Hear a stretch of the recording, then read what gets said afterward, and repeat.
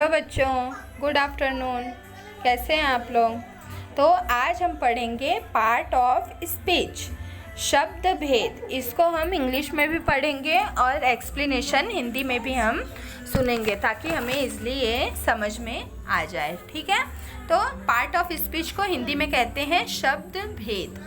आगे हम देखते हैं कि पार्ट ऑफ स्पीच क्या है। तो part of speech are the classification of words categorized by their roles and functions within the structure of the language. Part of speech encompass everything a language has in itself. Can you imagine all the words of a language can be sorted into those categories? They play different roles in the structure of a language. In English, there are 8 parts of speech. English में 8 part of speech होते हैं। तो हम देखते हैं 8 part of speech के। First है noun. Noun मतलब संज्ञा। Second pronoun. प्रोनाउन मीन्स सर्वनाम। वर्ब। वर्ब मीन्स क्रिया। एडवर्ब। एडवर्ब मीन्स क्रिया विशेषण।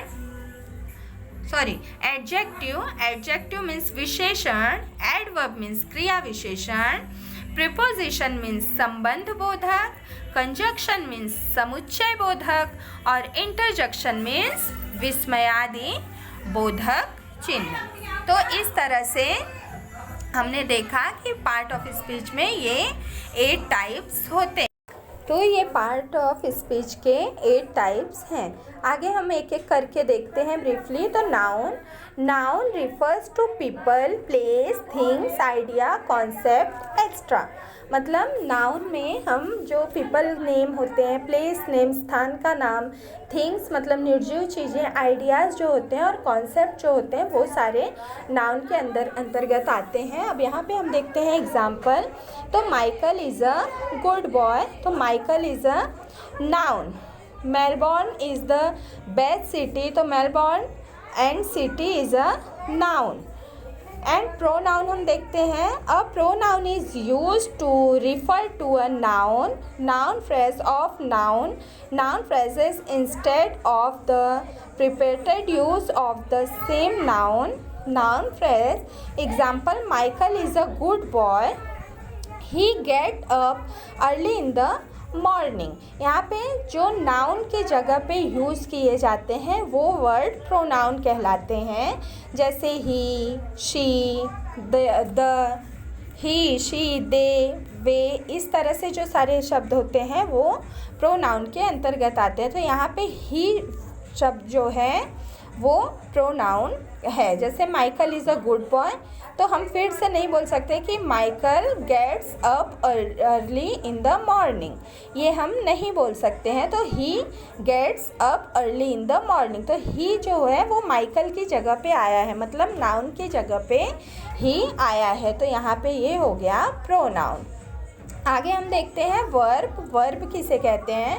तो वर्ब शोज एन एक्शन और ongoing condition. It is considered as the heart of a sentence. That's example, Alex is going home, he love is home. तो verb means क्रिया। तो यहाँ पे कौन से कार्य हो रहे हैं एलेक्स के through?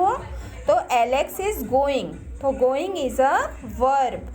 Loves is a verb, मतलब गोइंग और लव ये एक काम है, ये एक कार्य है, क्रिया है। तो ये वर्ब के अंतर्गत आता है। अब हम देखते हैं एडजेक्टिव क्या है। एडजेक्टिव मीन्स विशेषण। तो एडजेक्टिव मॉडिफाइज और describes noun in a sentence. Example, Alex loves his beautiful daughters. His daughters also love their caring father. So beautiful is a adjective. Beautiful is a विशेषता, विशेषण। मतलब वो अपने डॉटर विशेषता को बता रहा है। तो यहाँ पे एडजेक्टिव हो जाता है। आगे हम देखते हैं adverb. What is a adverb? Adverb क्या है? तो adverb modify of, describe, adjectives, verbs or other adverbs. It answer the questions when, where, how or how much. Example: he is running fast. She always read attentively. तो यहाँ पे adverb means क्रिया विशेषण, मतलब यहाँ पे कार्य की विशेषताओं को, काम की विशेषताओं को बताया जा रहा है। तो रनिंग तो एक कार्य हो गया, रनिंग तो एडवर्ब हो गया, बट फास्ट रनिंग तो एक वर्ब हो गया, बट वो फास्ट वर्ड जो है वो उसकी विशेषता हो गई, उसकी खासियत हो गई। तो क्रिया विशेषण के अंतर्गत ये फास्ट वर्ड आ जाता है। अब हम यहाँ पे देखते हैं प्रीपोजिशन, मतलब संबंध बोधक, एक दूसरे से जहाँ संबंध, मतलब एक तरह से हम यहाँ पे देख सकते हैं हेल्पिंग वर्ड भी हम इसे बोल सकते हैं। तो preposition gives context to noun in relationship to other noun और pronoun. Example: I am going to France, France is in Europe. अब यहाँ पे to and in is a preposition word, तो ये एक तरह का हेल्पिंग, मतलब संबंध को दर्शाता है, एक दूसरे को एक साथ में कवर अप करता है, दो सेंटेंसेस को एक साथ में जोड़ता है। तो यहाँ पे प्रीपोजिशन शब्द टू, इन, ये सारे प्रीपोजिशन के अंदर आ जाते हैं। आगे हम देखते हैं कंजक्शन किसे कहते हैं। A conjunction connect noun, noun phrase, clauses और sentence together. Example: Julie loved chocolate and chips. She loved pasta but she hate pizza. तो यहाँ पे and, but, ये सारे जो शब्द होते हैं वो कंजक्शन के अंतर्गत आते हैं। कंजक्शन का हिंदी मीनिंग है समुच्चय बोधक शब्द, मतलब जहाँ पे दो तीन शब्दों को एक साथ जोड़कर और, लेकिन, क्योंकि ये सारे शब्द लगाए जाते हैं, वो समुच्चय बोधक शब्दों के अंतर्गत आते हैं। तो कंजक्शन वर्ड के अंतर्गत बट, एंड, ये सारे शब्द आते हैं। तो यहाँ पे ये कंजक्शन वर्ड हो जाते हैं। Interjection are brief and abrupt passages in speech usually used for expressing emotions.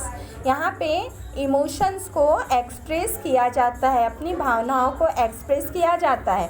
Interjection का मतलब है विस्मय बोधक शब्द। तो यहाँ पे एग्जाम्पल हम देख लेते हैं। Oh that feel terrible, alas they have lost the match.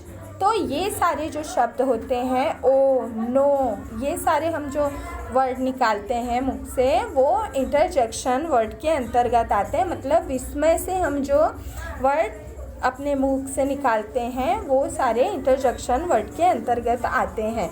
तो आई होप आप लोगों को मेरी वीडियो अच्छी लगी होगी। और अगर आप लोगों को किसी भी और भी मैंने सिर्फ ये आप लोगों को part of speech short form में बताया, अभी एक एक करके मैं ब्रीफली आप लोगों को सारे ग्रामर के चैप्टर्स बताऊंगी नॉर्मली शॉर्ट फॉर्म में। तो आप लोगों को जहाँ भी किसी भी तरह की कोई भी प्रॉब्लम है मुझे कमेंट करें। अगर चैनल पर नए हैं तो लाइक और सब्सक्राइब करें। सो बाय बाय।